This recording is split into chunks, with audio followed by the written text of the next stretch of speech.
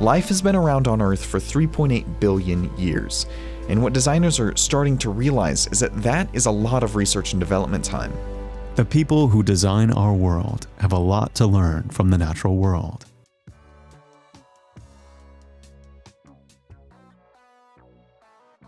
The world can feel broken in small, intricate, and daily ways.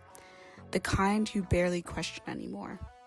A door that slams a little too loud, a plastic lid that doesn't quite fit the cap, a phone that's powered enough to map the planet but can't stop interrupting you at the worst possible moments, a chair that looks beautiful but hurts your back after an hour. None of these are catastrophes, and yet, taken together, they tell a story. We are surrounded by things that technically work, but don't quite always get it right. We've normalized friction as the cost for modernity. We assume discomfort, waste, noise, inefficiency, and mental overload are unavoidable side effects of progress. And largely, this friction is normal and almost needed. Friction is how most systems reveal themselves. It's how we learn where our expectations don't match reality. In nature, friction isn't failure, it's feedback. Muscles grow because of resistance. Skin toughens where it's used. Rivers carve landscapes, not to avoid obstacles, but by meeting them again and again. Some friction is not only acceptable, it's essential. The problem isn't that everyday things resist us. It's that many of them resist us without teaching us anything, without adapting, and without acknowledging the bodies, environments, and rhythms they're used within, the context they're used within. Good friction guides behavior. Bad friction drains energy. A heavy door that closes slowly teaches us patience and safety. A door that slams unpredictably just startles you. One kind of resistance communicates, the other merely disrupts. Friction is good when it proves and provides feedback, builds capacity, or guides behavior towards a meaningful outcome. I think this is largely up to you to decide. It's bad when it consumes energy without adaptation, explanation, or payoff. The difference isn't how much resistance exists, but whether the system learns from it, or if you do. Take packing. Opening something should involve a small amount of effort, enough to signal care, containment, and protection.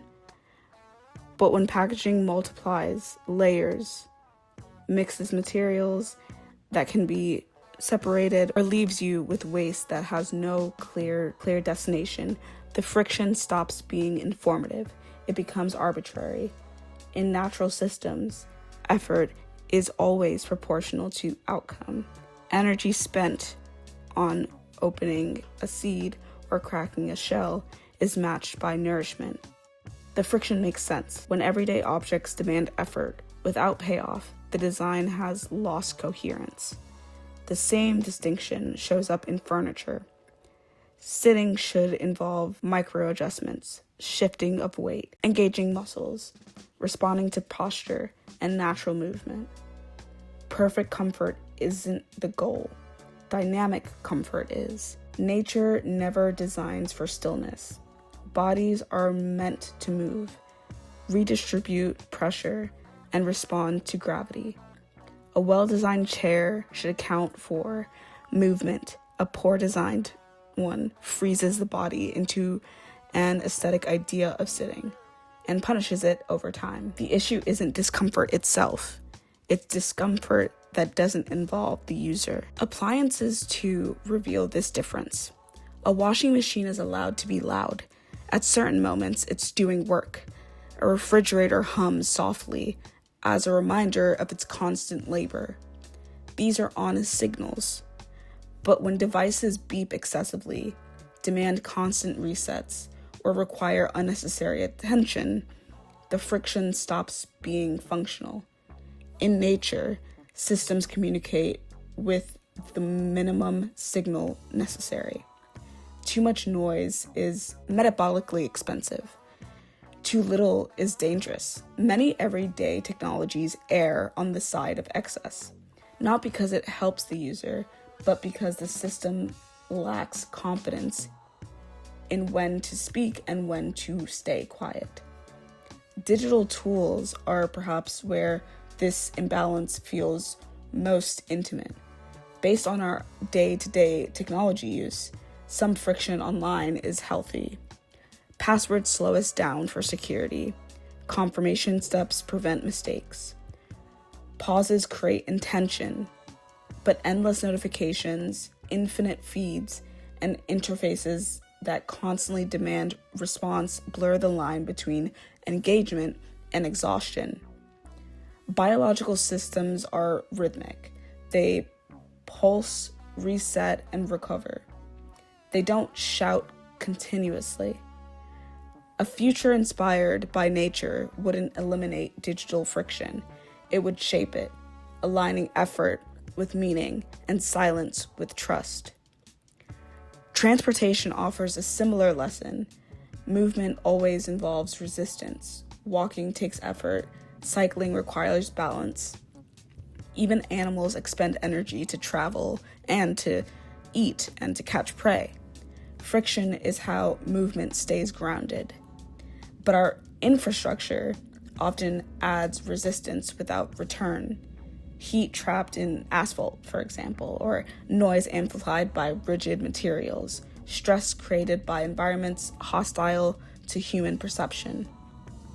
When engineers redesigned the Japanese bullet train using biological inspiration, the goal wasn't to eliminate resistance, it was to redirect it, allowing speed, sound, and pressure to flow rather than collide. The success wasn't frictionless motion, it was friction that made sense. Seen this way, biomimicry doesn't promise a world without struggle. It's just a world where effort is meaningful, where resistance shapes behavior instead of pushing it, where systems expect variation, misuse, and change, and bend accordingly. Nature doesn't remove constraints, it designs within them. That's why biological systems feel intuitive to live inside. They don't fight reality, they negotiate with it. Even waste in this framing is a form of misdirected friction, carrying nutrients through soil, decomposing matter, breaking things down. These are labor-intensive processes in any ecosystem. They aren't effortless, but they are purposeful. Our everyday waste feels wrong, not because it exists, but because it leads nowhere. The effort of disposal doesn't complete a cycle. The friction isn't closed. I think about how this is as it pertains to self-thought and the process of self-thought and metacognition. Friction operates the same way in the mind. A certain amount of cognitive resistance is healthy. It slows impulsive decisions, builds focus, and creates a meaning within someone. Effort makes learning stick. Battling with concepts makes it easier to get to the real bottom root meaning of it. Pauses allow reflection. Challenges strengthens people's identity. But when friction is constant, unchosen, or incoherent, it turns corrosive. Endless notifications, unclear expectations, and systems that demand attention without reward don't sharpen the mind, they exhaust it. Psychological well-being depends on legible friction, knowing why effort is required and what it leads to. Just as in nature, where stress triggers growth only within limits, mental friction is useful when it's proportional and damaging when it's ambient and directionless. Bringing things back to a focus of good design, in one of my Cornell lectures, we talked about innovation not as frictionless progress, but as a coordination problem between systems, incentives, and knowledge. What stood out to me was the idea of biodiversity functions as a vast information stock, a living archive of solutions redefined over billions of years.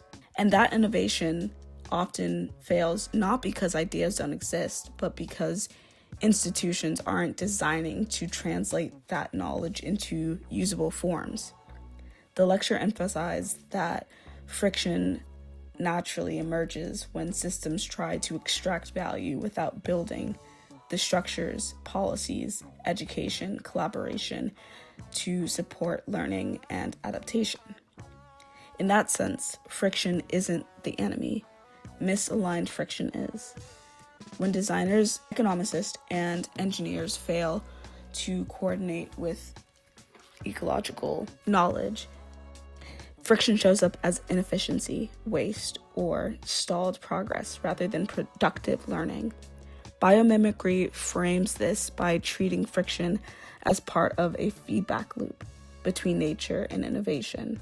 Think of a prototype and user testing, one that only works when systems are designed to listen, respond, and evolve rather than extract and move on. So if daily life feels tiring in subtle ways, it's not because friction exists. It's because too much of it is poorly placed. We don't need smoother worlds. We need more legible ones. Doors that tell us how to use them. Objects that age instead of fail. Tools that ask for our attention only when it matters. Environments that respond to our presence rather than ignore it. Technology won't replace nature because nature doesn't aim for ease, it aims for balance. The future of design isn't about erasing resistance, it's about learning which kinds of friction help us grow, orient, and belong, and which ones quietly wear us down.